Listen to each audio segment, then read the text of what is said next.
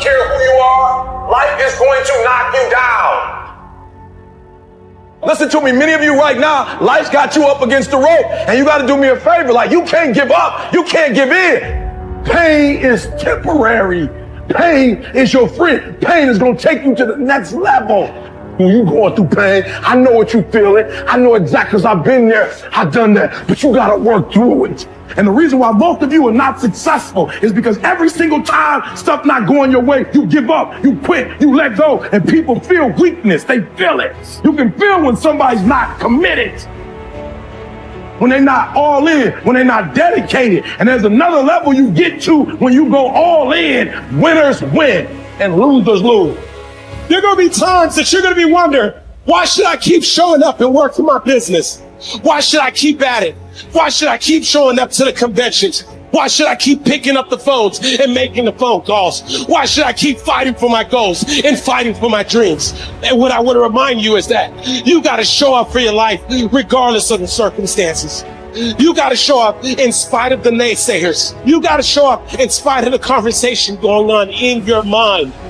You got to show up for your life, because if you don't, nobody else will. If you want unreasonable results in your life, you've got to be willing to be unreasonable. Part of being unreasonable, you don't judge according to appearances. Part of being unreasonable, you can see it because you believe it. You must have the faith to call forth those things that be not as though they were. You've got to decide, I deserve this, and I'm going to have it. You've got to say yes to your life. You've got to say yes. Yes to my dreams. Yes to me. Yes, I can make it. Yes, I can. Doesn't matter how many failures I've made. Doesn't matter how many mistakes I've endured. Doesn't matter about my defeats. Doesn't matter about what I've done. Yes. Yes. I don't care about the fact I'm in a hole now. Doesn't matter about where I am. The last chapter to my life has not been written yet. If you judge me now, you'll judge me prematurely. I'm still in the process of transforming my life. I'm still in the process of becoming. Yes. The brilliance of Thomas Edison was not in his mind. It was something much more ordinary and often much less respected. I've got no imagination, he once said. I never dream. I've created nothing.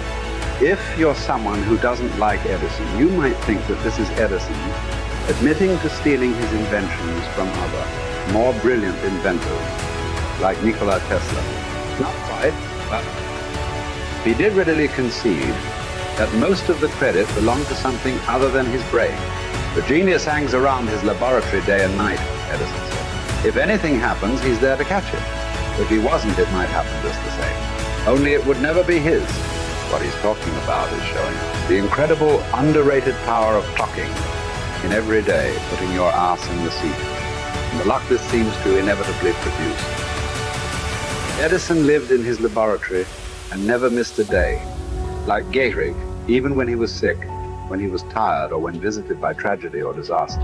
The modern conveniences we can trace to his lab then owe far more to his body than his brain, to the compounding power of consistency rather than sheer brilliance. It wasn't about inspiration. It was about getting to work, show up and try.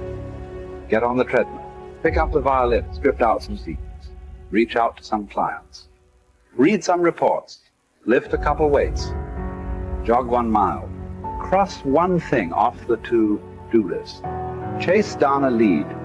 It doesn't matter what it is. All aspects of our life benefit from this circumscribed kind of wisdom. Just as long as you do something every day, that is the important thing. Show up. When you're tired, when you don't have to, even if you have an excuse, even if you're busy, even if you won't get recognized for it, even if it's been kicking your ass lately, once something is done, you can build on it. Once you get started, momentum can grow. When you show up, you can get lucky. Is this still hard? Yes. The good news is that because it's hard, most people don't do it. They don't show up. They can't even do one tiny thing a day. So yes, you're alone out there on the track in the rain. You're the only one responding on Christmas. But having the lead is, by definition, a little lonely. This is also why it's quiet in the morning. You have the opportunities all to yourself. Don't worry about setting any records. Just report for duty. No excuses. And here's the irony. This is also a way to break records. Consistency is a superpower. Day to day, willpower is incredibly rare. Lowell Gettrig was a solid position player and a good hitter. But his success really was rooted in the fact that he didn't miss many days of work. It's quite likely that had he continued at his normal pace and not been stricken with R's, that he would have put up career numbers that surpassed Babe Ruth. Gettrig wasn't just able to show up despite injury and fatigue. He also had to push through ennui, doubt, and just plain not feeling it. He had slumps like we all do, but he also understood what they meant. As a minor leaguer, he had struggled at the plate and thought about quitting. The Yankees' owner sent down a scout to walk Gehrig through the very basic math of a batting average. A good hitter hits 300, and hitting 350 is terrific. Hitting 400 is almost unheard of. What does that translate to? Missing on 6 tries out of 10. A hitter can also go days, weeks without touching the ball. That's what the scout told him. The most important thing a young ball player can learn is that he can't be good every day. You don't have to always be amazing. You do always have to show up. What matters is sticking around for the next at bat. The ability to do that, coupled with the ability to endure what John Steinbeck called godly days while writing these things. Those days when everything seems out of whack and you're just not feeling it. And the distractions won't stop. It's the first step to greatness. Literally. You cannot be great without the self-discipline to do that. One thing a day adds up. Each day adds up. But the numbers are only interesting if they accumulate in large quantities.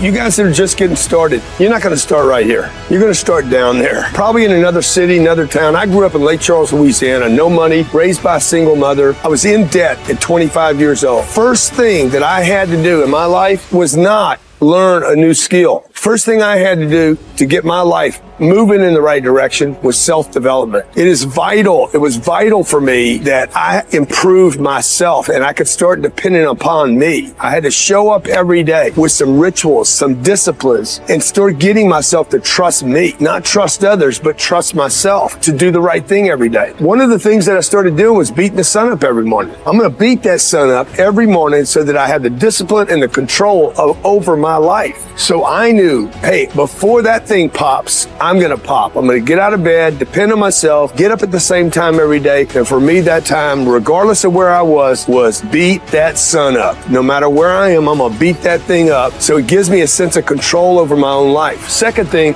I had to start cleaning up my life and my friends and my environment. When I was younger, between 15 and 25, I was doing crazy stuff in my life. Wasting my weekends. I have the saying, weekends are for the weak. I was drinking, fooling around with a bunch of bad things, bad people. At 25 years old, I cleaned it all up. Quit going to those places. Quit hanging out with people that did not have ethics and discipline in their life. I wanted to build something in my life. I wanted to become someone. And to do that, to become someone in the eyes of the world, just beating that sun up every morning gives me the sense of accomplishment that I did what I said I was going to do, that I woke up when I said I would wake up, and I start building respect for myself, start believing in myself so that I can go out into the world. And maybe today when I go into this meeting that I'm dressed for, they'll believe in me as much as I believe in me, and that'll show up in a contract, a deal, maybe even some money.